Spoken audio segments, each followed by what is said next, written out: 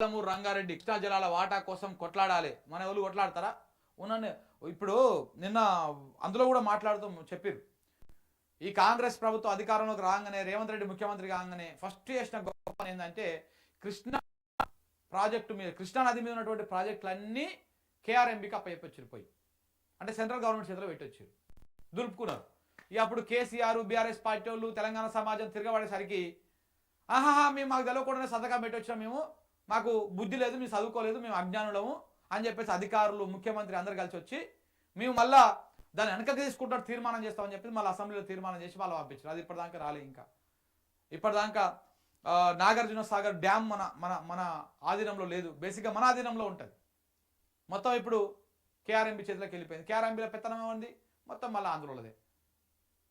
ఈ రకంగా నడుస్తూ ఉంది కథ. మన నీటి వాటా కోసం కొట్లాడాలని చెప్పేసి నరేంద్ర రెడ్డి గారు పెట్టినటువంటి ప్రెస్ మీట్. ఇక కాళేశ్వరం మీద రేవంత్ రెడ్డి ఎట్లా కుట్రలు చేస్తున్నాడు, ఏ రకంగా కుట్రలు చేస్తున్నాడు, ఆ కుట్రల నేపథ్యం ఏంటిది, దాని కథ ఏంది, ఎందుకు ఈ 3 బరాజులను ఎండబెట్టడానికి కారణం ఏంది. నాకు ఒక రిటైర్డ్ ఇంజనీర్ గారు ఫోన్ చేసి వారు ఏమన్నారు తెలుసా, నాకు నిజంగా భయం అనిపించింది వారు మాట్లాడుతూ ఉంటే. ఈ మేడిగడ్డ అన్నారం సుందిల్లా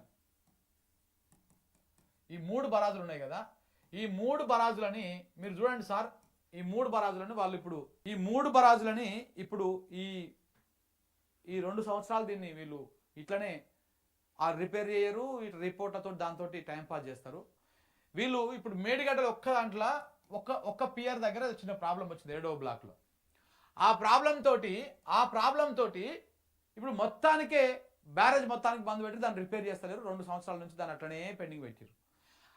దీన్ని సాకో చూపించి ఇప్పుడు ఈ రెండింటిని బంద్ పెట్టారు. ఈ రెండింటిని కూడా బంద్ పెట్టారు. వీళ్ళు భవిష్యత్తులో ఏం చేస్తారంటే, ఇప్పుడు ఎన్డీఎస్తో ఒక రిపోర్ట్ ఇప్పించారు కదా, ఆ 2 కూడా కొంత వీక్గా ఉన్నాయి, అవి కూడా నీటిలోకి సరిపోదని చెప్పేసి వీళ్ళే కావాలని వీటిని కూలుస్తారు, వీటిని పేల్చేస్తారు. చూడండి సార్, మీరు తప్పకుండా రానున్న 2-3 సంవత్సరాల్లో జరిగేది ఇదే. ఈ కాంగ్రెస్ వాళ్ళే ఆ 3 బరాజులను పేలుస్తారు, కూలుస్తారు, అది మొత్తం నిలమట్టం చేసి అప్పుడు మళ్ళీ వీళ్ళు కొత్త దుకాణం స్టార్ట్ చేస్తారు. ఈ 3 బరాజులను ఎట్టి పరిస్థితుల్లో నడపొద్దు అనేటువంటి దాంతో కాంగ్రెస్ వాళ్ళు ఉన్నారు. నడపడమే కాదు, అది భవిష్యత్తులో కూడా పనికి రాకుండా చేయడం కోసం. అందుకే మేడిగడ్డ వెనకాల, అన్నారం వెనకాల ఆ పియర్స్ దాకా ఇసుక అమ్ముకున్నారు. ఎందుకంటే అవన్నీ కుంగాలే, ఇంకా ఆగం కావాలని చెప్పేసి. ఇట్లా వీళ్ళు చాలా దుర్మార్గాలకు పాల్పడతా ఉన్నారు. నిజంగా కూడా మాట్లాడలేకపోతున్నాం, మీరు సమయం వచ్చినప్పుడు చెప్పండి అని చెప్పేసి నిన్న ఒక పెద్ద మనిషి నాకు ఫోన్ చేసి చెప్పిండు. అంటే ఎంత దుర్మార్గం, ఎంత నీచమైనటువంటి స్థాయికి దిగజారిపోతా ఉన్నారో కాంగ్రెస్ ప్రభుత్వం కానీ ఈ కాంగ్రెస్ పాలకులు కానీ అర్థం చేసుకోండి. ఇంకా ఇంత సొక్కం పూసాలంట దేశం అనుసరించాలంట. నిన్న సిడబ్ల్యూసీలో ఆ కాంగ్రెస్ వాళ్ళు చెప్తా ఉన్నారు, దేశము మోడీ కాంగ్రెస్ని చూసి నేర్చుకోవాలి, తెలంగాణని అనుసరించాలంట. ఏమనుసరించాలి?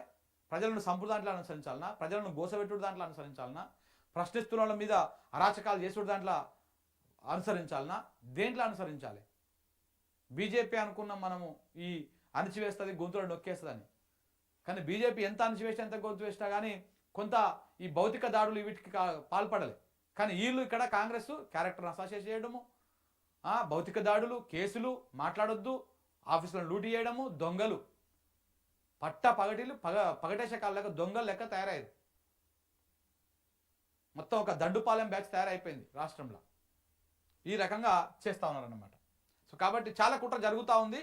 తెలంగాణ సమాజము మేల్కొల్లాలి. చెప్తున్నా కదా, నీళ్ళ సోయి తెచ్చుకోవాలి. మన నీళ్ళను మనమే కాపాడుకోవాలి. మన నేల్తున్నటువంటి నాయకుడు తెలంగాణ సోయి లేనప్పుడు, ఆయనకు ఈ ఇంట్రెస్ట్ లేనప్పుడు మనం తిరగబడితేనే ఆయన తలొగ్గుతాడు. ఇలా మన నీళ్ళ మీద మనకు హక్కు శాశ్వతం. రేవంత్ రెడ్డి గారి కృషి శాశ్వతం కాదు. ఆయన ఇలా ఉంటాడు, రేపు బీక్తాడు. ఇలా ఆయన చేసిపోయిన డ్యామేజ్ మళ్ళీ మనం కవర్ చేసుకోవాలంటే దశాబ్దాలు చేయాల్సి వస్తుంది. అప్పటి 1956లో కొంతమంది స్వార్థ రాజకీయ నాయకుల స్వార్థ ప్రయోజనాల కోసం, ఆర్థిక రాజకీయ ప్రయోజనాల కోసం రాష్ట్రాన్ని విలీనం చేస్తే మనం ఎన్నేళ్ళు పోరాటం చేసినాం, ఎన్నేళ్ళు కొట్లాడాల్సి వచ్చింది, ఎంతమంది బిడ్డలు ప్రాణాలు పోయినాయి, ఎంతమంది రాజకీయ జీవితాలు ఆగమైనాయి. 6 దశాబ్దాలు కొట్లాడితే కదా మనకు తెలంగాణ వచ్చింది. కాబట్టి మళ్ళీ కూడా మనము అలాంటి తప్పులు పొరపాటు చేయనియకూడదు. పాలకుడు మెడలుంచాలంటే మనం ముందు మనం తెలుసుకొని ఉండాలి, మన నీళ్ళు ఏంది, మన కథ ఏంది అనేది నీళ్ళ సోయి మనకు వచ్చి ఉండాలి. 100% అప్పుడు పాలకుడు ఎంత గట్టిడైనా ఎంత నియంత అయినా కానీ మన ప్రజల దగ్గరకు వస్తాడు.